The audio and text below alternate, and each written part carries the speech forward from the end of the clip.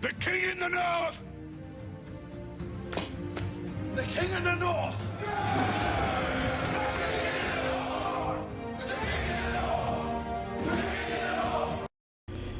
Yo, as always, like, share, subscribe. Now let's just get into it.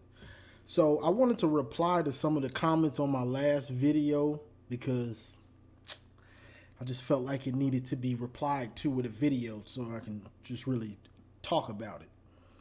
Now the first one is at double GD3. It says, by the way, the hype for Alar at Penn State comes from him being the number 4 QB in his class, number 1 in 1,000 PER at 24/7 Sports.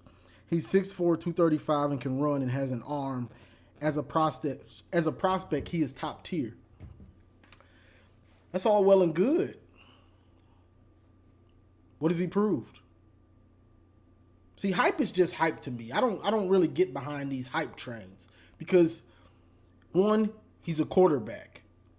So him being successful it's not even on him. You know what I'm saying? If you're a corner or something, it's pretty much on you unless you're a man corner and they're playing zone or something like that. But for the most part, it's on you. Quarterback, Penn State might not even have a good offensive line, a good pass blocking O-line. What are you going to do then? Be in the dirt all game? That's what he going to do. I'll answer. So I don't buy into this hype because I saw him last year. He looked all right. He looked that special. He's getting hyped like Jameis Winston. Before Jameis Winston played that offseason, he was getting hyped up. And then that year when he started, he won a championship. He's getting hyped like Jameis. So I just don't see it because we saw him last year. You know what I'm saying? Hype is great, but you still got to go prove it. Hype means nothing to me. That's what I'm saying. They can hype him up, but I'm not buying into it because I just don't think he's that. You know what I'm saying? And those recruiting rankings, you know what I'm saying?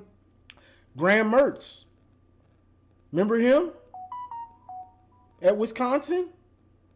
He was the number 1 pocket passer when he came out. How'd that go? And we can blame the coaches, we can blame whatever. Don't matter. He won that. So that's why I don't buy into this hype and all of Penn State. And that's not to say that he won't be good, but they're hyping him up like he's proved something already. He hasn't proved anything. So that's why I said I don't get the hype, because he ain't proved nothing.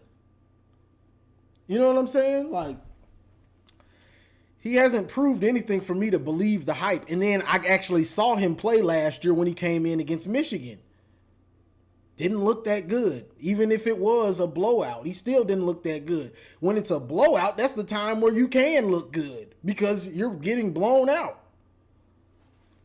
The defense isn't as hungry as they should be, or you would think they would be. They ain't look that good. So, not to say that he won't be good, but they're talking like this dude's gonna be great this year. Like he's gonna step in and be just great. Maybe he will. I don't think he will be, but hey, that's just me. So I wanted to touch on that one. And then this comment right here. Alexander Mundy. He said, hey, gents, what is the national championship or bus chat about? What will we do if that does not happen? M is nowhere near the talented levels of the Southern elite guys.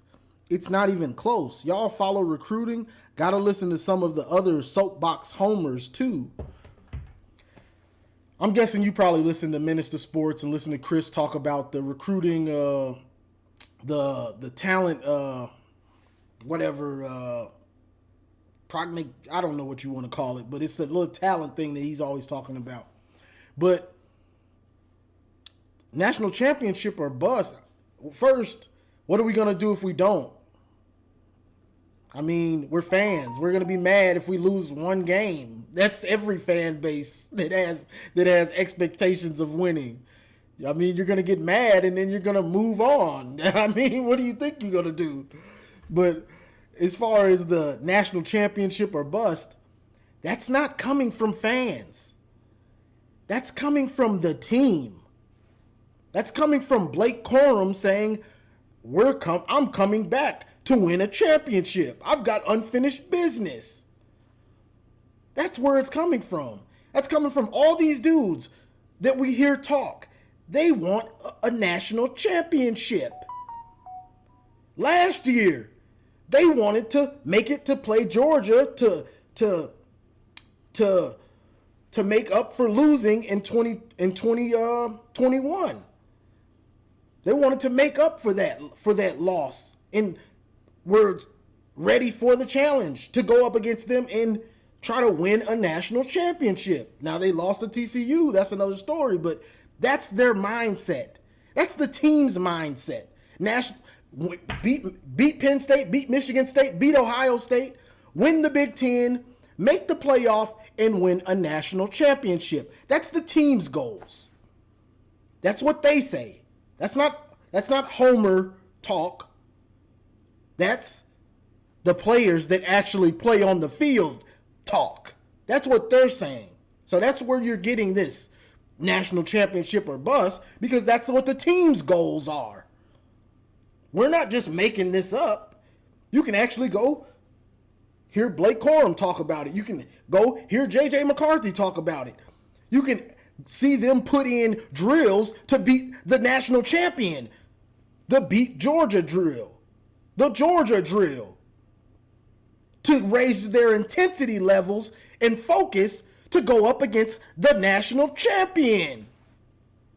That's not the fans. We didn't make that drill. That was Harbaugh trying to get his team ready to win a national championship. So that's the thing right there. But what do you want their mindset to be? What do you want the mindset of the team to be? And then it carries over to the fans. We can't beat the SEC. Why are we playing? Why are we even playing this game? We can't beat them. We can't beat them. They're a different speed and caliber of talent. We can't beat them.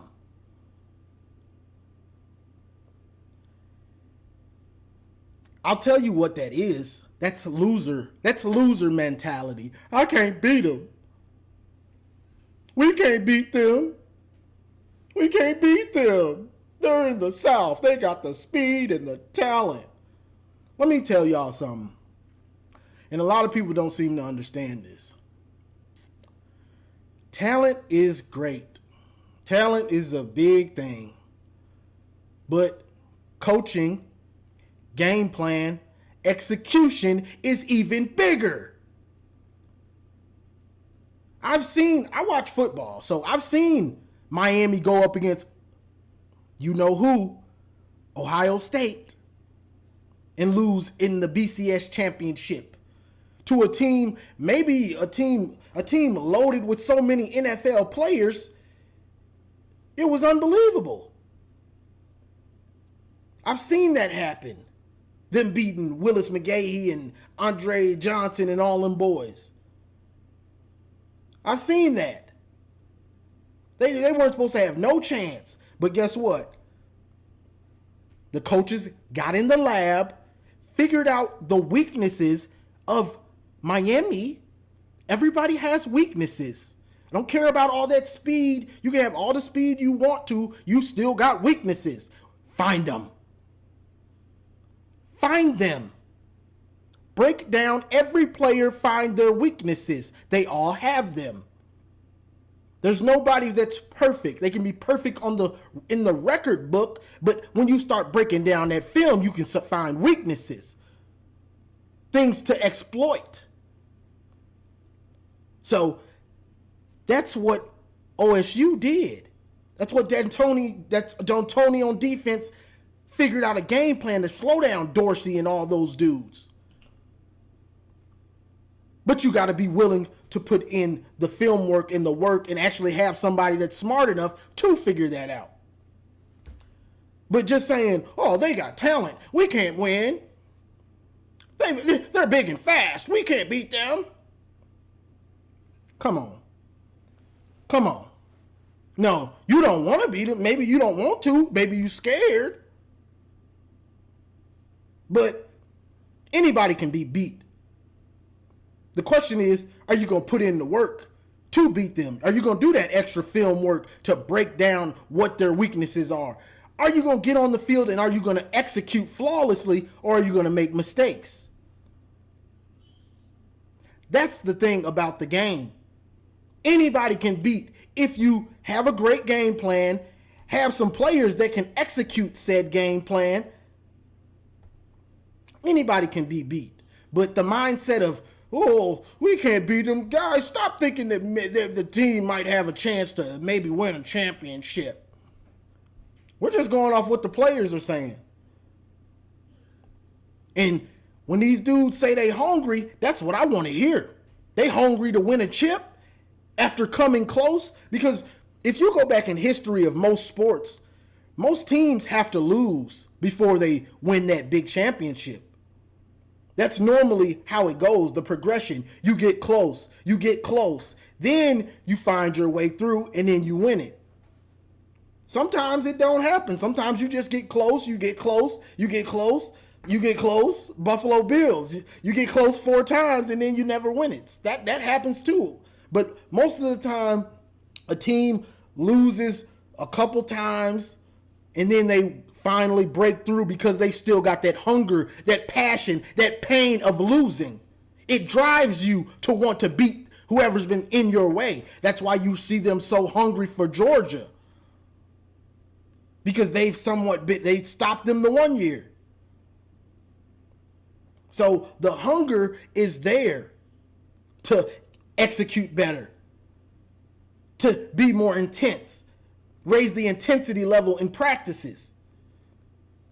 Get bigger, get faster, get stronger. Do more film work. These are the things that can get you a championship. But having them, if somebody like what you saying, if they were a coach or something, you might not win a game with the mindset you got. We can't play with them. Just give it up. They in the South. You can't beat them. I hate to say it again. I got to bring these. Y'all got me bringing up Ohio State in good ways now. Ohio State against Bama when they won the championship. Ezekiel Elliott runs for 200 and something.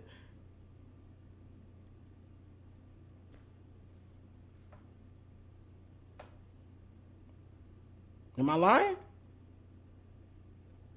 So, saying they're in the South and it can't be done, I don't buy into that.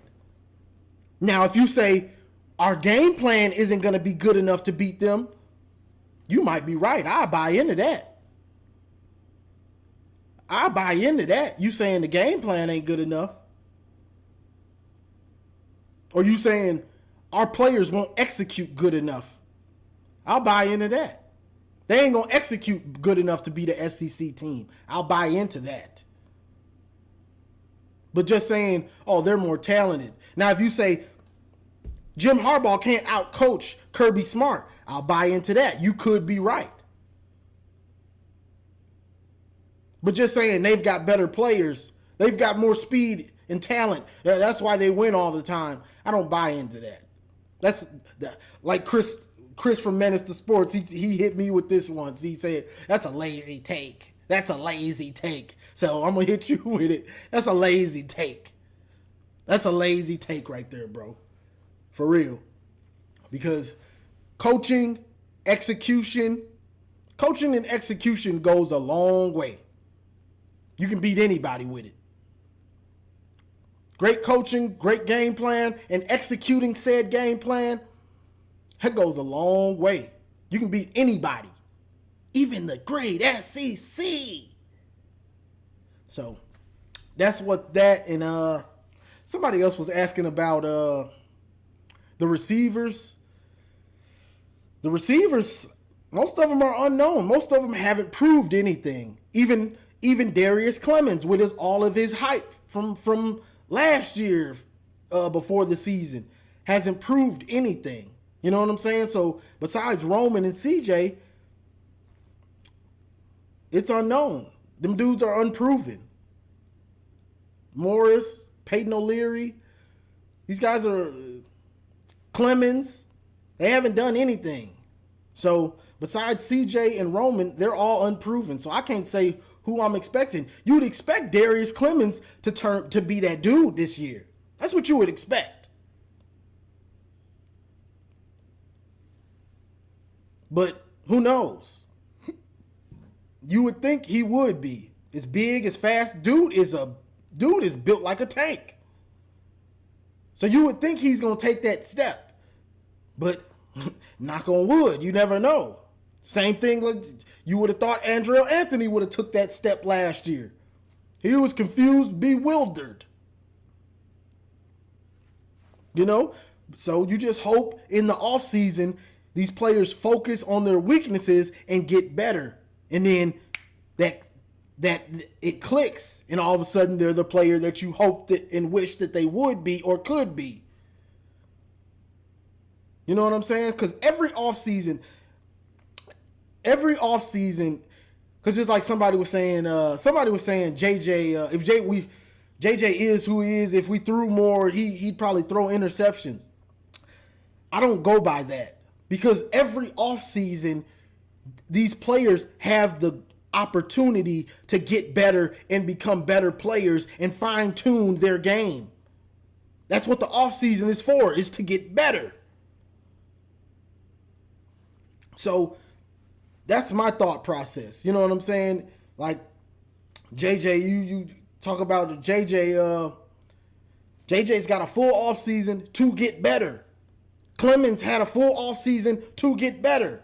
Andrell Anthony's at Oklahoma now, but he had an offseason to get better, to get his head right, to understand routes, things like that, to focus.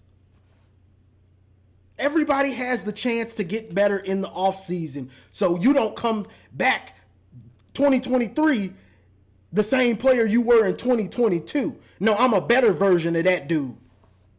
That dude gone. I'm on a whole nother level now. You thought I was just sitting at home all off season? No, I was putting in that work. In the field room, in the weight room, making sure I eat enough to gain the weight, maybe lose some weight so I'm at the best weight possible to dog whoever's in my way. So that's what it's about. The off season is time to get better. Everybody should be getting better. Now, that don't always happen, but you still got the opportunity to do it. And all we can say is, everything we hear and stuff right now, it's just speculation. We won't know nothing until the season starts, and then all of a sudden you see, oh man, that dude wasn't about nothing last year. He's killing people. Aiden Hutchinson. Where did he come from? He came out of nowhere. David Ojabo.